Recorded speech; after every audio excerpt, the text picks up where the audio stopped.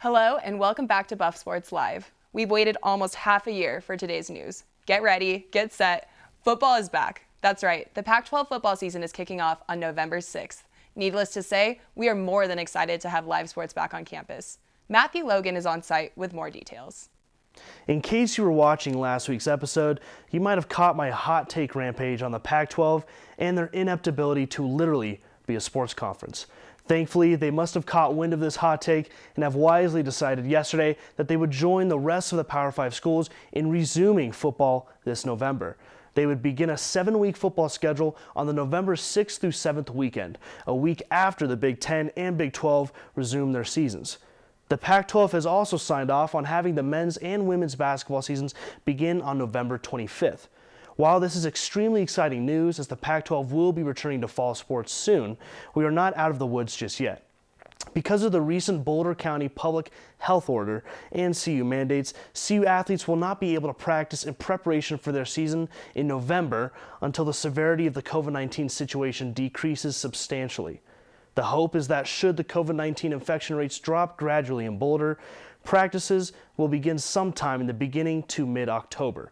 The CU football and basketball head coaches reacted to the news yesterday. Tad said it was a great day for the student athletes. It's an even better day for us at Buff Sports Live. We'll be back to our full reporting on sports very soon. Christina, back to you. As the conference considers returning to sports, the pandemic is escalating here in Boulder. CU students received an email yesterday about the new public health order enacted by Boulder County. With the new rules, all Boulder adults between the ages of 18 and 22 must avoid any gatherings. There are also 36 specific locations of off-campus housing identified as a threat to the community. Those locations are under stricter lockdown. This is yet another effort to prevent a complete shutdown of on-campus activities. The question is, will it be enough in the long run?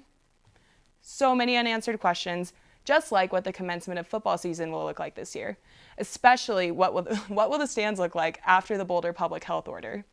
Alexis Amino is here to ask about what the Pac-12 will eventually have to answer.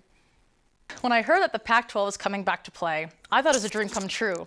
I was as happy as a kid on Christmas morning. That was until I heard that there may not even be a possibility that students would be allowed in the stands.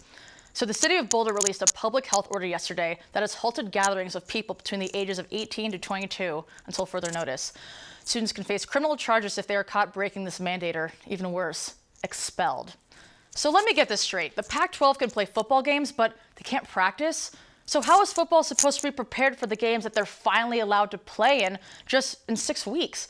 If the public health order is only in Boulder, what's stopping the football team from finding a field in the town over to practice at? Well, I just turned 21 a few months ago, but now I need a fake ID just to hang out with my friends. I don't think 2020 can get any worse. But despite all the inconveniences surrounding the upcoming football season, I'm just excited to see the Buffs back on the field and hopefully our homegirl Ralphie. All in all, I've learned that there are only 3 things guaranteed in life: death, taxes, college football. Back to you, Christina. Put away your encyclopedias, your textbooks, your GPS devices, because it's that time of week again. Trivia question. Since football is coming back, at least we hope it is, we're asking you, what's the latest CU football has started a season? We'll have that answer for you later in the show.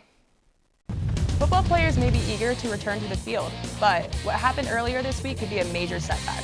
Stick around. Please record in Mike and Q Talent in 5, 4, 3, 2, 1. Mic up on 2. All right, take 1. And fade camera 2. Take 3. Ready, red. Roll red. Take cam 1. Take red. Take it. Come on, roll red. Let's go. All right. Hey, what are you doing? I'm just calling the show. There's no show.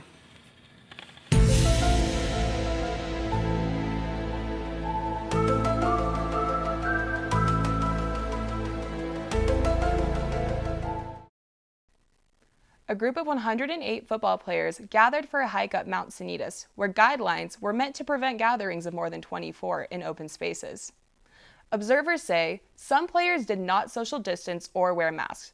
The city of Boulder issued a citation to Director of Football Operations Brian McGinnis. Athletic Director Rick George apologized for the lapse in judgment and agreed to follow the guidelines from this point forward. The NCAA announced its plan for bowl games in December. First off, there are 41 games scheduled with 100 teams eligible for seeding. However, it does not seem plausible that 82 teams will have winning records, which is the requirement to enter a bowl game. With this in mind, the NCAA announced they will eliminate bowl requirements from the 2020 season.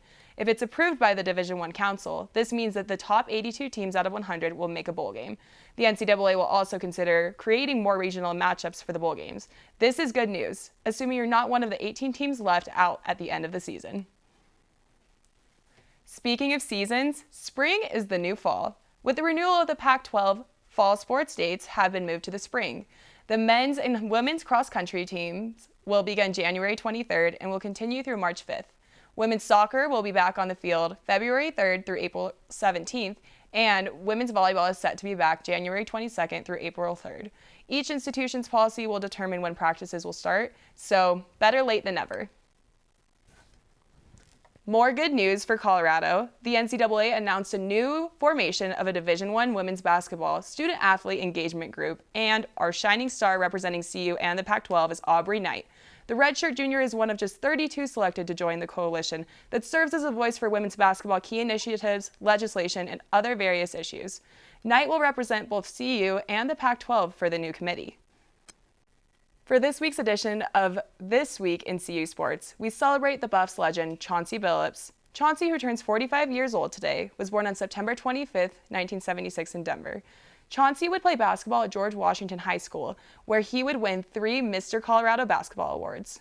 After high school, he played 2 seasons for the University of Colorado before being drafted 3rd overall by the Boston Celtics in the 1997 NBA draft. Chauncey would go on to have quite a successful career in the NBA, becoming a 5-time All-Star selected for 3 All-NBA teams, 2 All-NBA defensive teams, and would appear in 2 NBA Finals, winning 1 in 2004 along with being named Finals MVP. After a long 17-year career, Billups announced his retirement. The CU Buffs and Detroit Pistons both retired his number 4 and number 1 jerseys. Happy birthday to you, Buffs legend. We will never forget the incredible career you had at CU and beyond. Colorado is known for Billups, but also head coach Mark Wetmore, who helps create Olympians. In 2012, Colorado's track and field coach sent Emma Coburn and Shalea Kipp to represent Team USA in the 3,000-meter steeplechase. This was the first time in history Colorado sent 2 current student athletes to the Olympics at the same time. CU also had 3 former Buffs competing in London. The NCAA champions found that competing with friends made for excellent training partners. Kipp attributes Coburn for pushing her during the 2 previous seasons and for years to come. Still thinking about that trivia question? We'll be back with the answer after the break.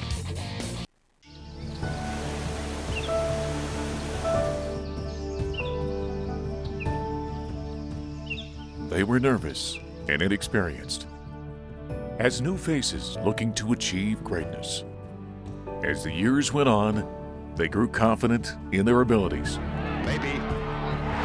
Yes, sir! Now they look to guide others in the same pursuit.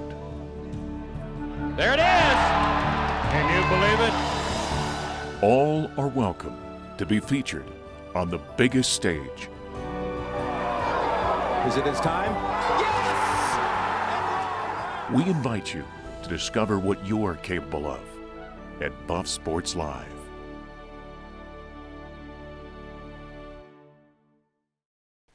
Hey Buffs, we're here with your trivia question answer, and the answer is 1918.